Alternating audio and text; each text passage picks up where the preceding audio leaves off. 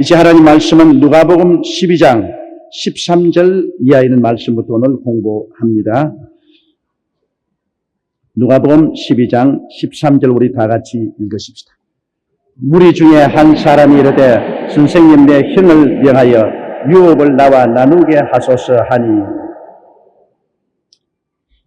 어떤 가정에서 부모가 세상을 떠나면서 유산을 많이 남겨준 것입니다. 그런데 형이 다 독차지한 것 같아요.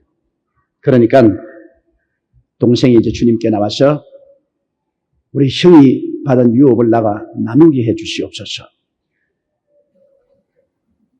이 유산이라는 것은요, 부모님이 세상을 뜨기 전에 빨리 처리를 해줘야 됩니다. 부모가 유산을 자손들에게 나누어 주지 아니하고 그대로 떠나면 반드시 형제간의 원수가 됩니다. 이 물질을 따라오면 반드시 마귀가 들어오고 탐욕이 들어옵니다. 참으로 특별한 선별된 그런 가정이나 형제이면은 일반적인 가정에서는 물질이 들어오면 형제간에 반드시 물질과 싸웁니다. 형님 먼저, 아우 먼저 하는 것은 텔레비나 나오지 실제로는 그런 게 좀처럼 나오지 않아요. 또 그런 가정도 있어요. 형님 먼저, 아우 먼저. 얼마나 좋습니까? 그러나 실제적으로는 지극히 그런 것은 희귀하고 물질이 들어오면 온 형제간 전체가 다 원수가 되어버리고 말인 거죠. 그렇기 때문에 부모님이 물질이 많으면 세상 뜨기 전에 물질을 나누어 주고 그러고 세상을 떼는 것입니다.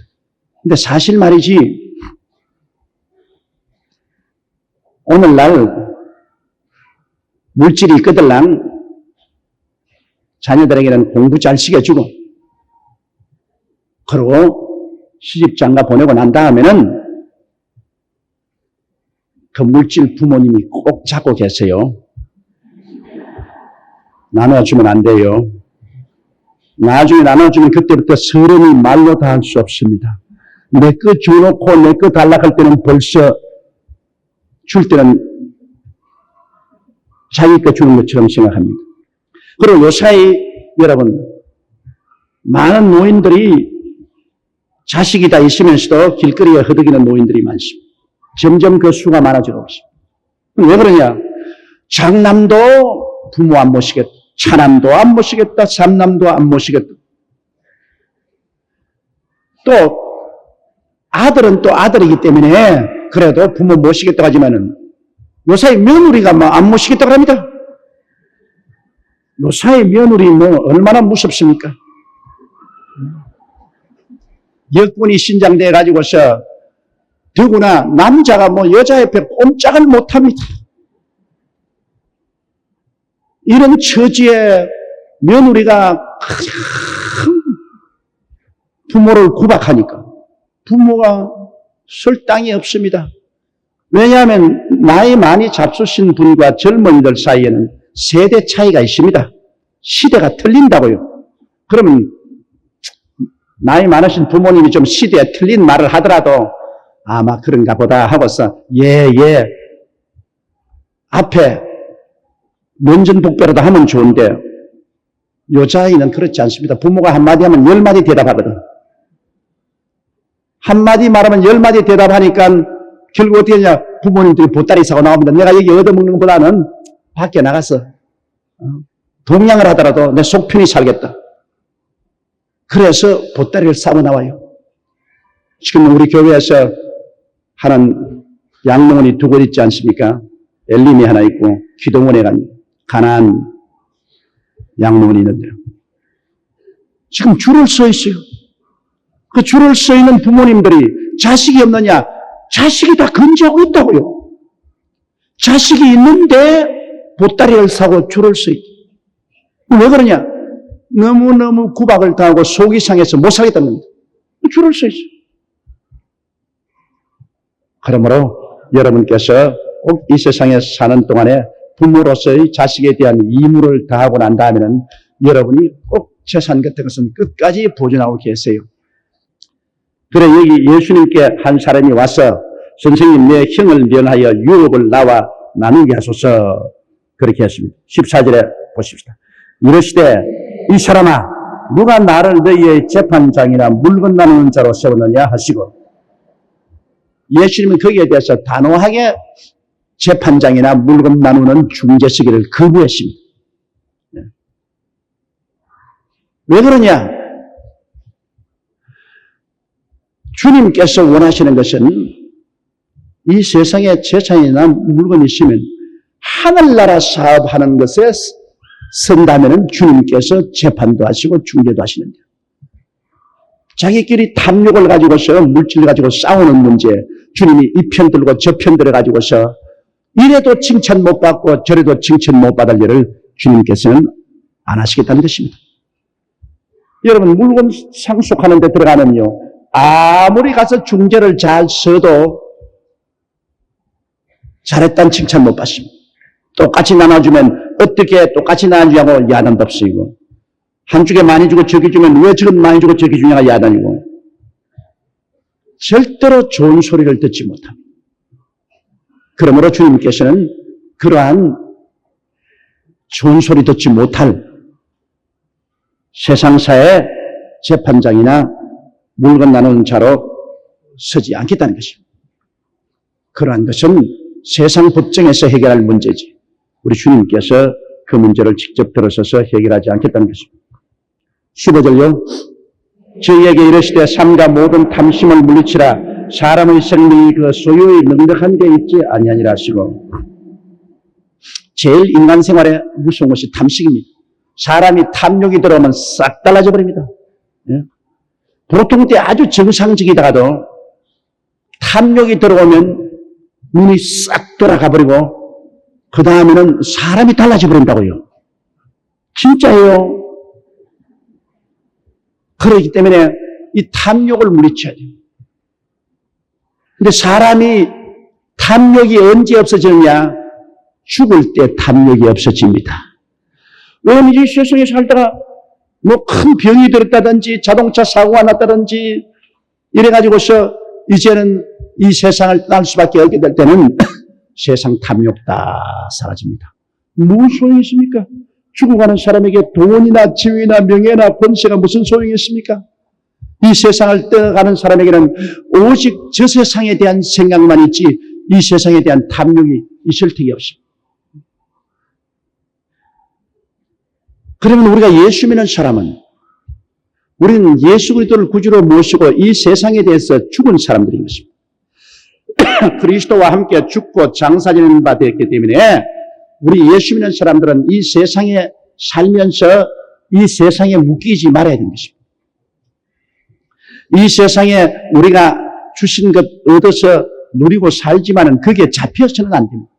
하나님 많이 주시면 많이 누리고 적게 주시면 적게 누리지만은 거기에 붙잡혀서 탐욕을 가져서는 절대로 안 됩니다.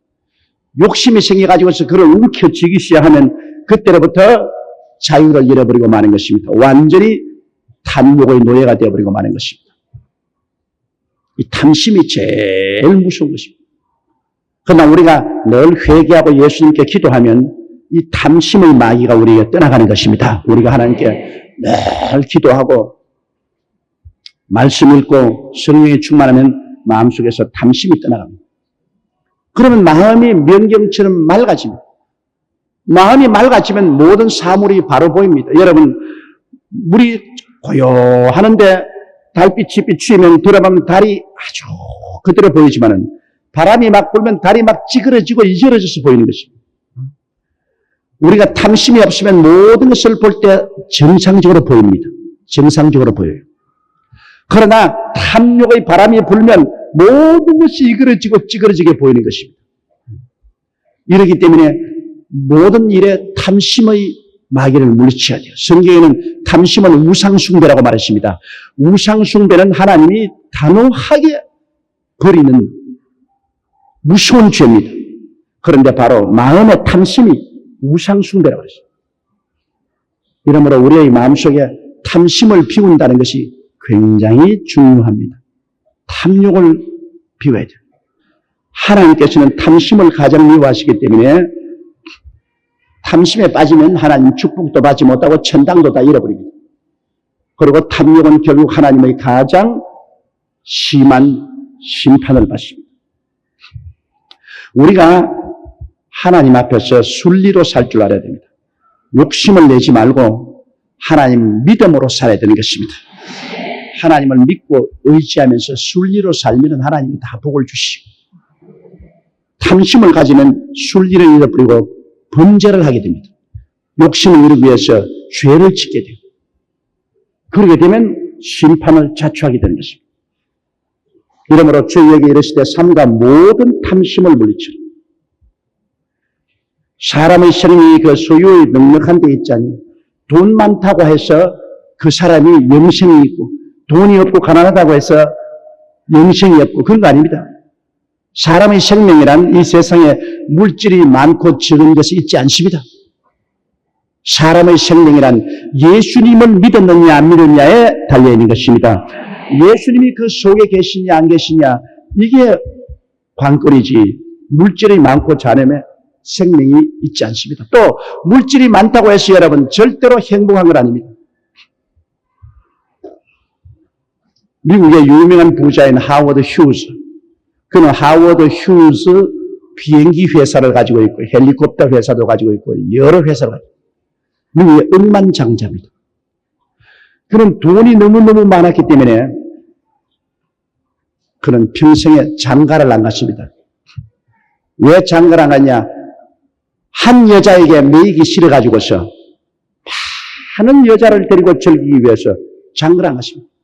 그래서 수많은 배우들, 수많은 여자들하고 즐겼습니다. 그러다가 그는 정신병이 들렸습니다. 그래서 병균이 몸에 들어올까 싶어서 겁을 내가지고서 바깥에 나가기를 두려워하게 되고 아무 음식도 병균이 있다고 겁을 내가 못 먹고 주스만 마셨습니다. 이발도 하는 사람 손에 병균이 붙었다고 싶어서 이발도 하니까 머리가 철렁철렁 무릎까지 내려왔습니다. 손톱이 내 발톱처럼 길었습니다. 그래서 바짝 말라 죽었습니다. 그가 죽었을 때 누구 한 사람 와서 슬퍼하고 울어주는 사람이 없었습니다. 돈은 많았죠. 그 인생이 행복했느냐? 행복하지 않습니다. 아무도 진정으로 마음으로 그를 사랑해주는 사람은 없었습니다. 여러분, 참 행복은 물질에 있는 것이 아닙니다. 마음에 있는 것입니다. 참으로 사랑을 해주고 참으로 사랑을 받고 마음으로 서로 교통할 수 있을 때 행복이 다가오는 것이지, 그것을 물질로 살 수 있다고 생각하면 그건 참으로 큰 오해입니다. 아무리 좋은 집을 짓고 화로운 가구 갖다 놓고 좋은 음식을 먹고 좋은 옷을 입는다고 하더라도 마음속에 서로 미워하고 시기하고 질투하고 서로 신뢰하지 못하고 서로 이용하고 하면 거기에는 행복은 절대로 없습니다. 그렇기 때문에 미국의 억만장자인 폴 게티, 그는 석유광을 개발해서 억만장자가 되었습니다. 그가 런던에서 만년에 기자들이 와서 물었습니다. 폴 게티 씨, 당신은 행복합니까? 했더니 버럭 화를 냈습니다. 행복이 어디 있어? 세계에서 가장 큰 갑부였는데 행복하냐니까 그렇게 성을 버럭 내면서 행복이 어디 있냐고 고함을 쳤습니다. 물질이 많다고 해서 여러분 행복이나 기쁨이 오는 것이 아닙니다. 행복이나 기쁨은 마음속에 예수 그리스도가 계시고 하나님을 의지하고 살면서 거짓이 없이 사랑하고 사랑받는 그러한 삶이 있을 때 그곳에 행복이 있는 것입니다. 그 이외에는 행복을 아무리 찾아다녀도 없어요. 어느 시인이 말한 것처럼 산 너머 행복이 있다기에 산 넘어 가보니 또 저 산 넘어 행복이 있다고 하더라. 내내 행복을 찾아 뛰다가 인생은 죽어버리고 맙니다. 나 실제 행복을 했냐? 바로 자기 곁에 있고 자기 마음에 있는 것입니다. 예수님을 모시고 탐욕을 버리고 있는 것으로 감사하게 생각하고 참 사랑이 있을 때 행복이 있는 것입니다. 절대로 행복의 욕구는 사랑입니다. 하나님은 사랑이시라. 사랑이 없으면 행복은 절대로 없습니다. 지위, 명예, 권세, 부귀, 영화, 공명 다 갖다 놔보십시오. 사랑이 없는데 행복할 수 있나요? 그러므로 부모, 자식 간에 사랑할 때, 또 형제 간에 사랑할 때, 부부 간에 사랑할 때, 이웃 간에 사랑할 때, 그 사랑의 향기가 바로 행복인 것입니다. 사랑이 없으면 향기도 없잖아요. 그게 무슨 행복이시오? 서로 이용만 하는 거 있지. 이용하고 이용당하고 거기에는 오직 시기와 질투와 분노밖에 남는 것이 없는 것입니다. 이제 16절요. 또 비유로 저희에게 일러 가라사대 한 부자가 그 밭에 소출이 풍성하매 17절 계속 읽으십시다. 심중에 생각하여 가로되 내가 곡식 쌓아둘 곳이 없으니 어찌할꼬 하고 이 한 부자가 그 밭에 소출이 풍성하다. 돈은 돈이 법입니다. 부자니까 밭이나 논을 많이 갔을 수 있고 또 부자니까 거기에 많은 비료를 쓸 수 있고 농약을 치니까 수확이 많이 생기므로 돈을 많이 벌게 되죠. 또 사업으로도 그렇습니다. 부자는 큰 공장 시설을 하고 자본을 많이 투입함으로 말미암아 결과 많은 수확을 얻게 되는 것입니다. 이 세상에 사는 것은 돈이 돈을 벌게 되어 있습니다. 그런데 우리 예수 믿는 사람은 그와 다릅니다. 우리 예수 믿는 사람이 사는 스탠다드는 돈을 의지해서 돈을 버는 것이 아니고 우리는 하나님을 의지해서 돈을 벌게 되는 것입니다. 하나님을 의지해서 돈을 벌게 되면 하나님은 언제나 우리와 같이 계셔 기적을 행하기 때문에 도저히 생각할 수 없는 일들이 일어나게 되는 것입니다. 하나님 기적입니다. 하나님 기적으로 되어요. 왜냐하면 제가 여의도 순복음 교회까지 지금 38년째 목회를 해오는 40년 전에 제가 부산진역에서 완행열차를 타고 서울에 오려고 탈 때는 아무것도 없었습니다. 포켓에 돈도 한 푼도 없고 내 구두도 내려다 보니 미국 사람 신다가 온 원조 물자 구두, 내 바지도 보니까 미국 사람이 굉장히 뚱뚱한 사람이 입던 바지라. 그걸 입어놓으니까 완전히 핫바지라. 옷도 보니까 옷이 무릎까지 내려와요. 그런 거 턱 입고 서울이 어디 붙은 줄도 모르고 기차를 탔는데 나 서울이 멀기는 멀기대. 그때 여러분 완행열차 추풍령곡에 못 올라와가지고서 다 올라왔다가 뒤로 또 도로 물러갑니다. 그랬다가 또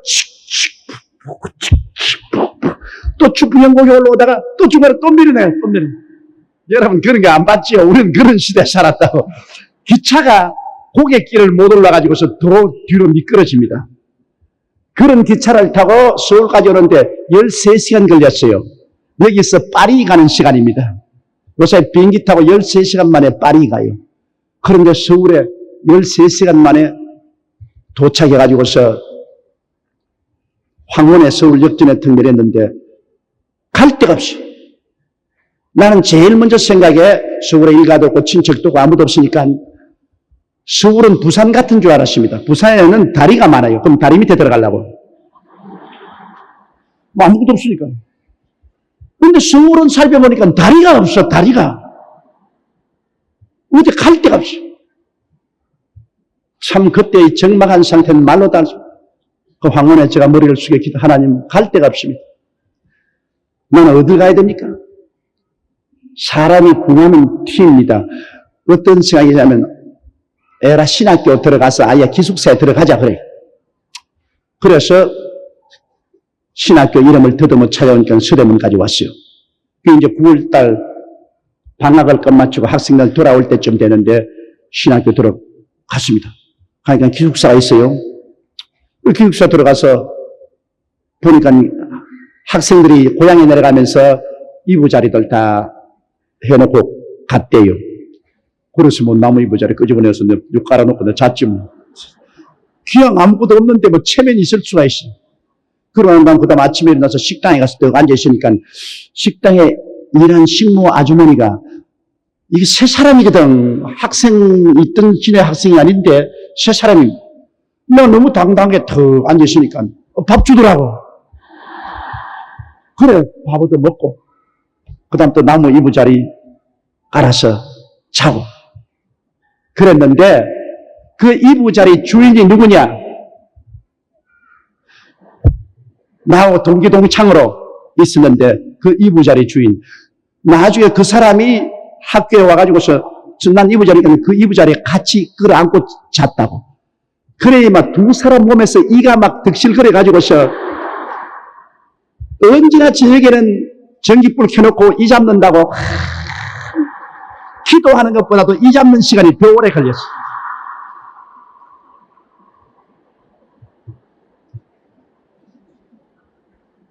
그날 이후로 나는 그 신학교를 졸업하고 주의 종이 되어서 여의도 순복음교회 목사가 되었고 그 나무 이부자리 내가 깔아가 덮고 같이 졸업할 때까지 그 이부자리에서 같이 잔 그 사람은 우리 교회 지금 안수 집사야.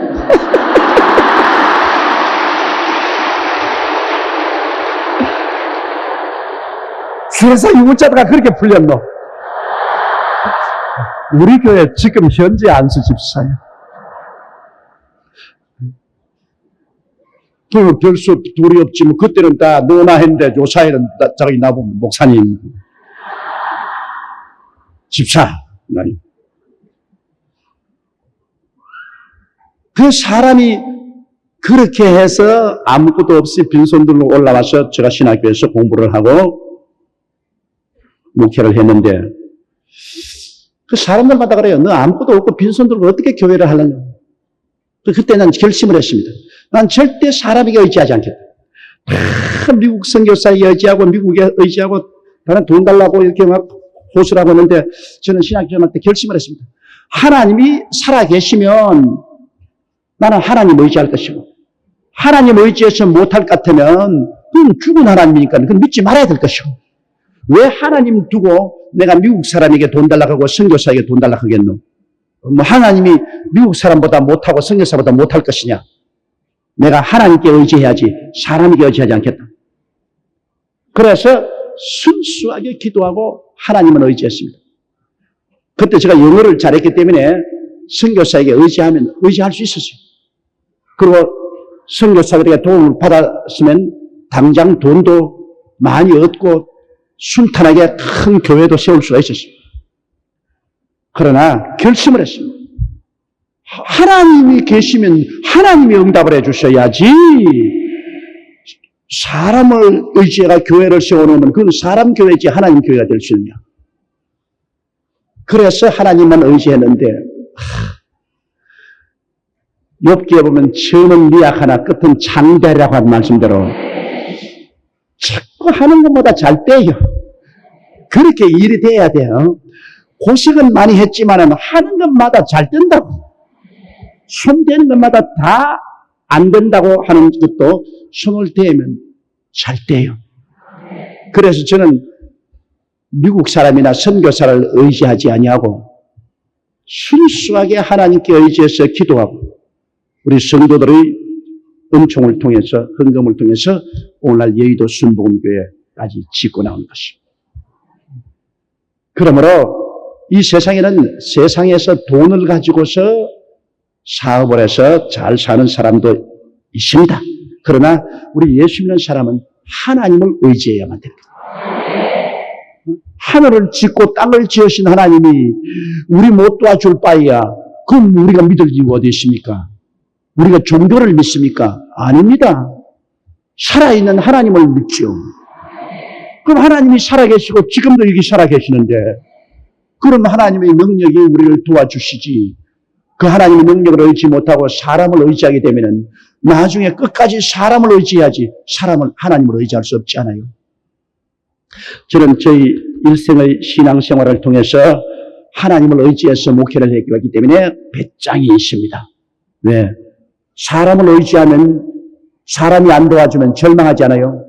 그러나 하나님을 의지하고 살았기 때문에 너희는 내게 부르짖어라. 내가 내게 응답하겠고 크고 비밀한 일을 내게 보여주리라. 하나님이 언제나 크고 비밀한 일을 가지고 계심으로 배짱이 있습니다. 하나님을 의지하고 마음의 평안을 가질 수가 있는 것입니다. 그러면 여기에 이 사람은 하나님을 의지하는 부자입니다. 그래서 한 부자가 그 밭에 소출이 많습니다.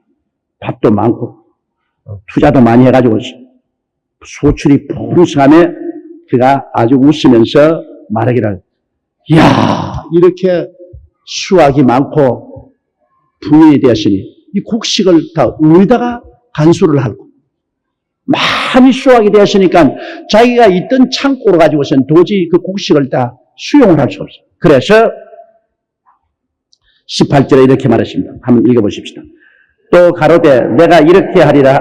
내 곡간을 헐고 더 크게 짓고 내 모든 곡식과 물건을 거기 쌓아두리라. 자, 곡식을 많이 거두었으니 현재 있는 적은 곡간을 헐어 제끼고 큰 곡간을 짓고 그것에 내가 곡식을 잔뜩 쌓아놓고 자, 내 영혼아 먹고 마시고 기뻐하고 즐기자.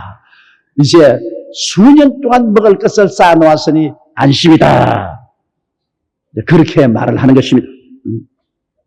19절요. 또 내가 내 영혼에게 이르되 영혼아 여러 해 쓸 물건을 많이 쌓아두었어 평안히 쉬고 먹고 마시고 즐거워하자 하리라 하되 그 다음 20절에요. 하나님은 이르시되 어리석은 자여 오늘 밤에 내 영혼을 도로 찾으리니 그러면 내 예비한 것이 네 것이 되겠느냐 하셨습니다. 인명재천이라 사람의 생명은 하나님께십니다. 내가 태어나고 싶어서 태어난 것도 아니고 내가 죽고 싶은 날에 죽지 못합니다. 태어나고 죽는 것은 하나님 손에 있습니다. 하나님 의지하지 않고 세상에서 재산 아무리 모아봤자 주님이 오늘 밤 너희 생명 거두리라 그러면 그냥 가버리면 남은 건 아무것도 없어요. 여러분 다 나이가 많으신 분은 자꾸 자기 나이를 생각하지 마세요. 자기 나이보다 훨씬 젊게 생각을 하십시오. 젊게 말하고요. 그러면 여러분 마음도 젊어지고 그에 따라서 몸도 젊어지는 것입니다. 자꾸 자기 나이를 그대로 말해서 나는 60이다 70이다 자꾸 그러다면 그만 마음도 따라서 늙어집니다. 그 마음이 젊으려면 어떻게 하느냐? 기뻐야 돼요.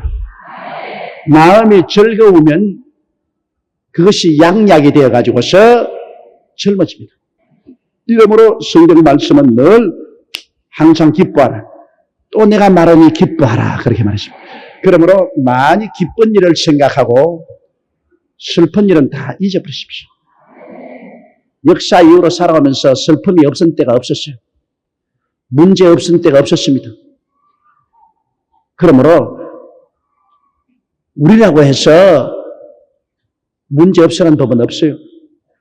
이러기 때문에 잠자리에 들어갈 때는 문제 다 틀어버려 들어가십시오.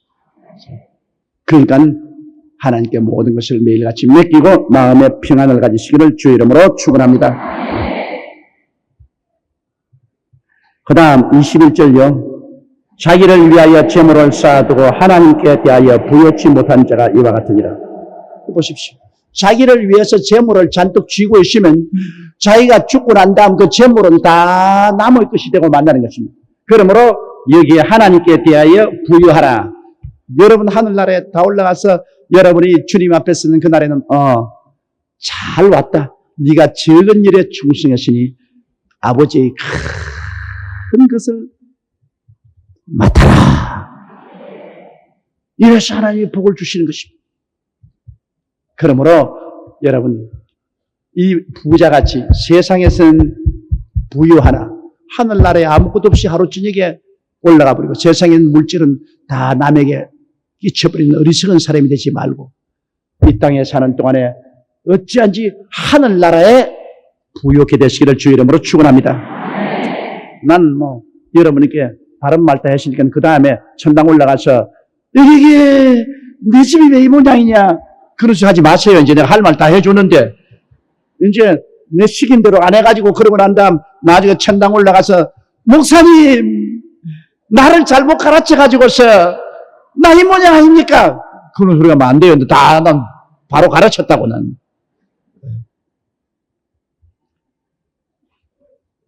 부디 천국 가서 여러분 하늘나라 올라가서 영광이 다 같지 않습니다.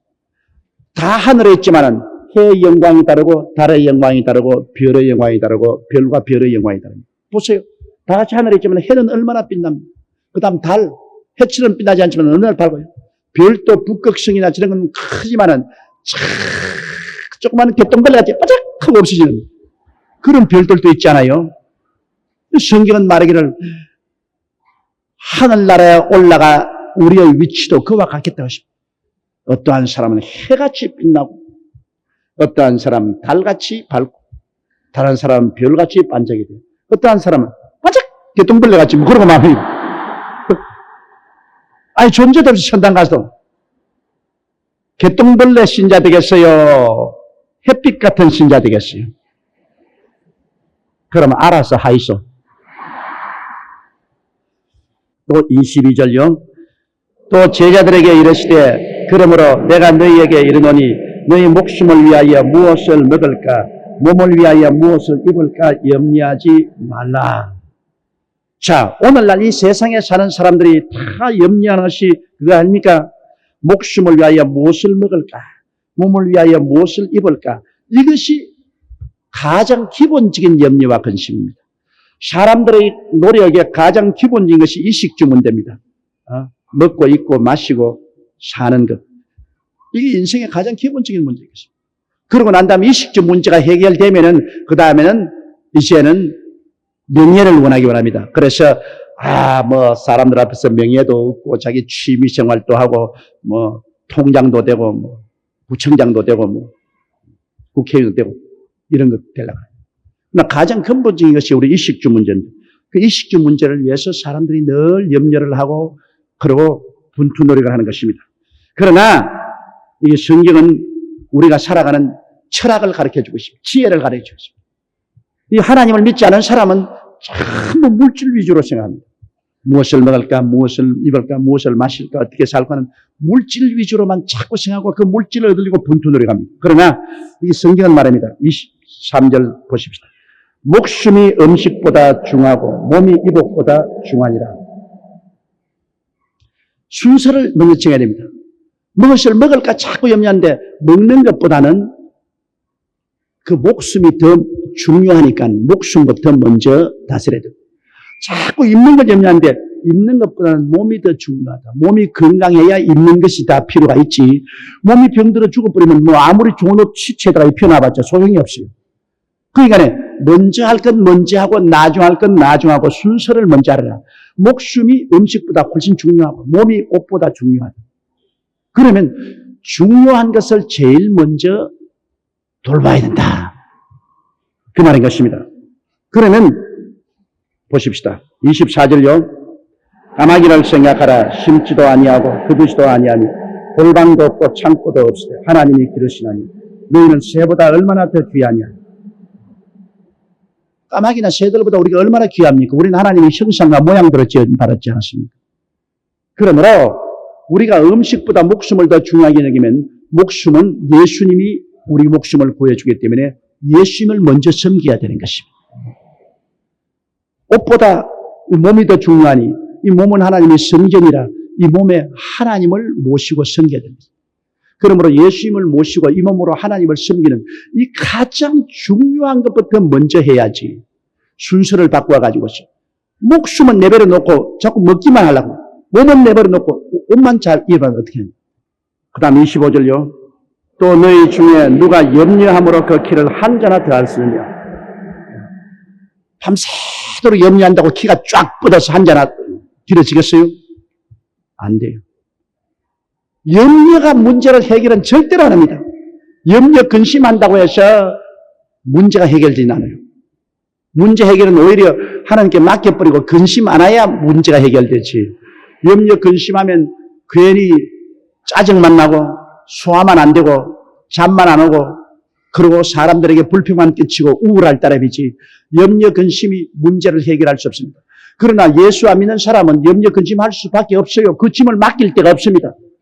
그러나 예수 믿는 사람은 짐을 맡길 때가 있습니다, 여러분. 예수님께 맡길 때가 있습니다. 수고하고 무거운 짐진 자들은 다 내게로 오라. 내가 너희를 쉬게 하겠다고 말씀하기 때문에 기도하고 주님께 맡겨버릴 때가 있는 것입니다. 예수 믿는 사람은 우리가 쉴 곳이 있고 맡길 때가 있다면 이게 큰 축복입니다. 그렇지 않고는 맡길 때이기 때문에 염려를 놓을 수가 없죠. 그러나 우리는 염려를 맡기기 때문에 염려를 놓을 수가 있습니다. 그러면 염려해봤자 소용없어요. 염려한다고 키가 한 자나 더 커질 수도 없고 그렇습니다. 26절요. 그런즉 지극히 작은 것이라도 능치 못하거든 어찌 그 다른 것을 염려하느냐. 자기 키 하나도 늘렸다가 줄였다가 못하는 처지에 뭘 너희가 염려를 한다고 해서 염려 근심의 문제를 해결하겠느냐. 안 되죠. 그러니 아예 하나님은 염려 근심하지 말라 그 말인 것입니다. 또 27절 보십시다. 백합화를 생각하여 보라. 실도 만들지 않고 짜이도 아니하느니라. 그러나 내가 너희에게 말하노니 솔로몬의 모든 영광으로도 입은 것이 곧 하나만 갖지 못했느니. 솔로몬이 얼마나 영화가 극했든지 최고의 아름다운 옷을 입었지만은 하나님께서 아침에 피었다가 저녁에 아궁이에 들어갈 수 있는 들풀도 백합꽃도 하나님이 만든 그 아름다운 것이 솔로몬의 영화로 입은 옷보다 낫다는 것입니다. 하나님 솜씨는 인간이 아무리 노력해서 화려하게 만든 것보다 훨씬 능가하는 것입니다. 28절요. 오늘 있다가 내일 아궁이에 던지우는 들풀도 하나님이 이렇게 입히시거든 하물며 너희일까 보냐 믿음이 적은 자들. 들풀도 이렇게 아름답게 입히는데 너희 안 입혀줄 것 같으냐? 그 말인 것입니다. 까마귀도 먹이는데 너희 안 먹여줄 것 같으냐? 들풀도 이렇게 입히는데 하나님 너 안 입혀줄 것이냐? 그건 예수 안 믿는 사람 보고 말하는 거 아닙니다. 예수 안 믿는 사람은 하나님이 먹이고 입힐 의무가 없습니다. 그러나 예수를 믿고 하나님의 자식이 된 사람은 하나님이 우리 친 아버지인데 하나님께서 까마귀도 먹이는데 자식 안 먹이겠습니까? 들풀도 입히는데 자식을 안 입히겠습니까? 여기 오직 하는 말은 믿음이 적은 자들아. 안 믿기 때문에 그렇다. 믿음이 적은 자들아. 믿음의 손길로 예수님 손길 잡아야 돼요. 믿어야 돼요. 그러므로 29절에요. 너희는 무엇을 먹을까 무엇을 마실까여 구하지 말며 근심하지도 말라. 이 30절 이 모든 것은 세상 백성들이 구하는 것이라 너희 아버지께서 이런 것이 너희에게 있어야 될 줄을 아시느냐.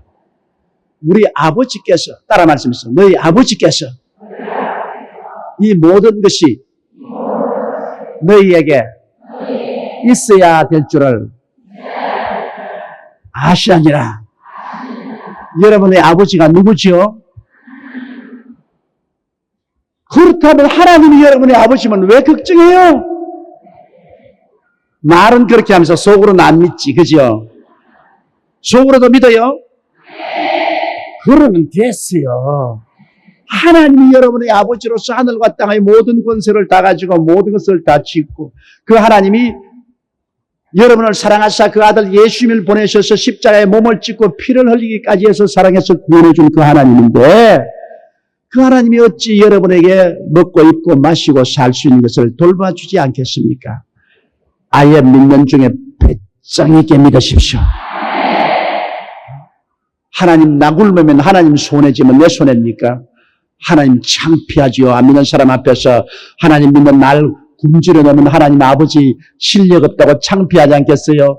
아버지 나 이렇게 거지 같은 옷 입고 걸어나가면 예수 믿는 저 꼬락선 입으라 하면 내 창피 아니죠. 아버지 창피지요. 아버지 알아서 하세요.